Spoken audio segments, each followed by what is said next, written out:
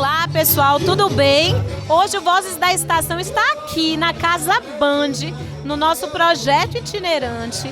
Eu sou Vanessa Campelo, estou aqui com Luiz Souza e nós viemos cobrir os festejos de Iemanjá que já ocorrem há mais de um século.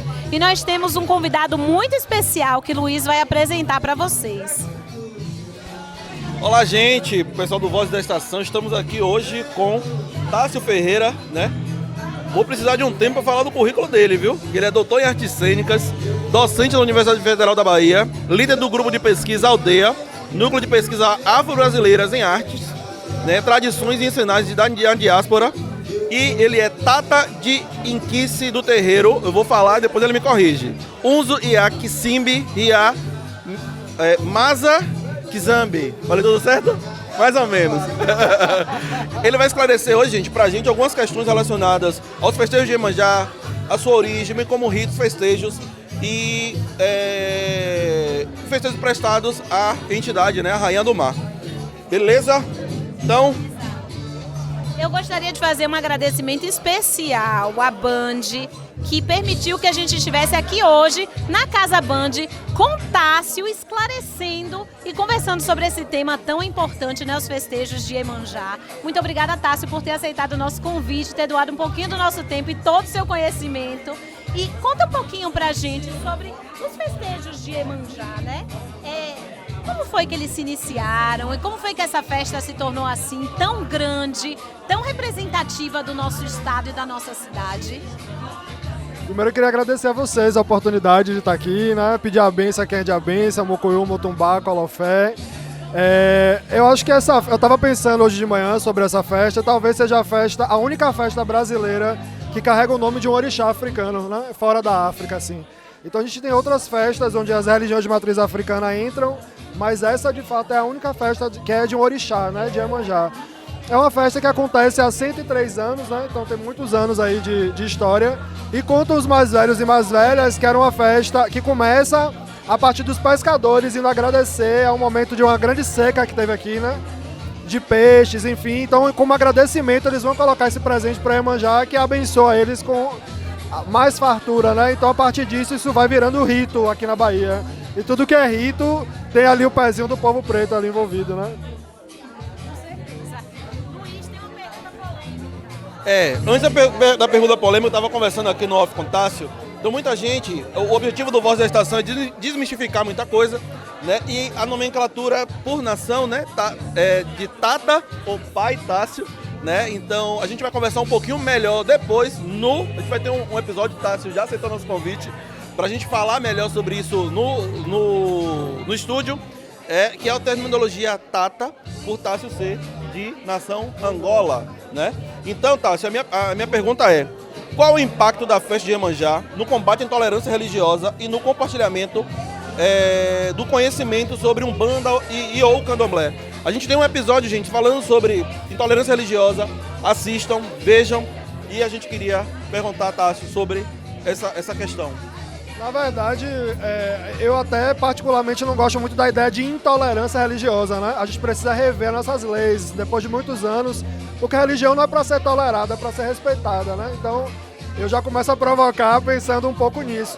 Mas toda vez que a gente tem, né, as religiões de matriz africana, principalmente, que são as que mais sofrem com racismo na Bahia, no Brasil, né, invisibilidade, a gente podendo discutir, conversar, ver o povo de santo ali praticando a sua fé, eu acho que isso já ajuda muito a quebrar com o estigma, né, do racismo aqui na Bahia.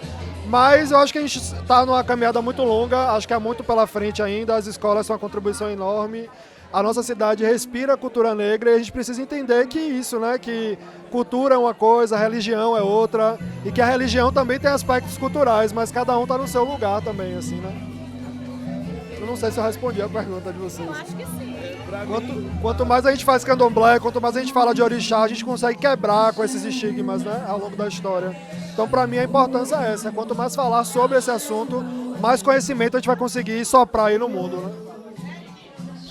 Eu queria que você esclarecesse para o pessoal de casa, né? Hoje as pessoas têm visto e talvez acessado mais a cultura das religiões de matriz africana.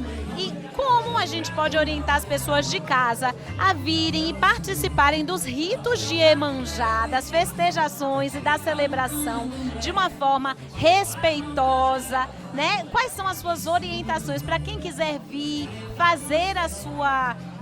enfim, entrar em contato com a sua espiritualidade, mas de uma forma a respeitar aqueles que vêm aqui dentro da sua fé, dentro da sua religião?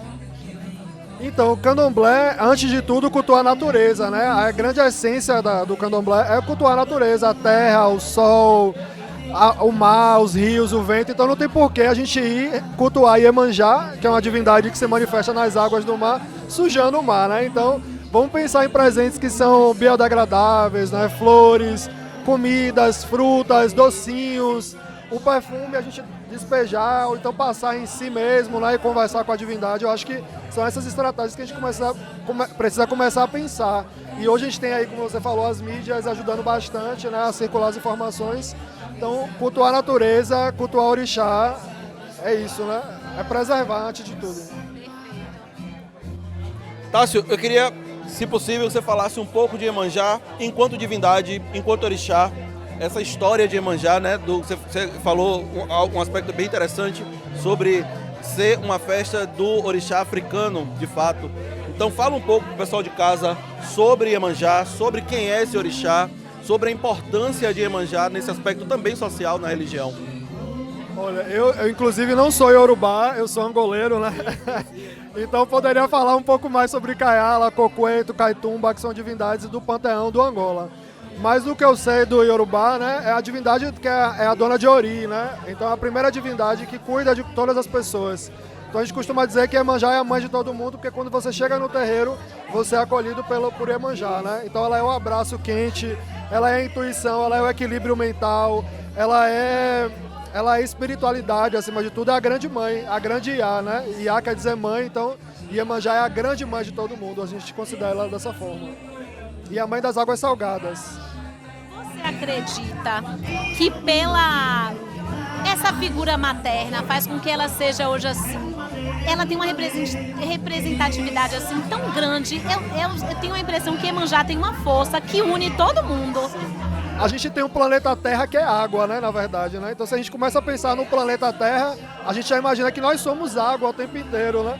Eu acho que depois de Exu e Iemanjá, de fato, é o orixá mais popular que a gente tem no mundo. Exu, ela inclusive é a mãe de Exu, né? Então talvez tenha aí uma ligação interessante. Mas nós somos planeta água, né? Então Iemanjá não poderia ser diferente. Maravilha. Bom, Luiz, você tem mais alguma pergunta? Tenho. Você vai ter várias, né?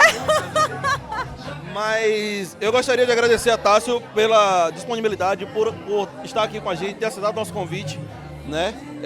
Você que está nos assistindo pode ficar tranquilo, porque a gente vai continuar esse papo no estúdio.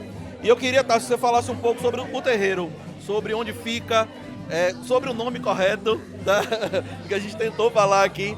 Mas a gente está todo dia aprendendo e trazer uma pessoa da importância de Tássio aqui enriquece muito o nosso podcast.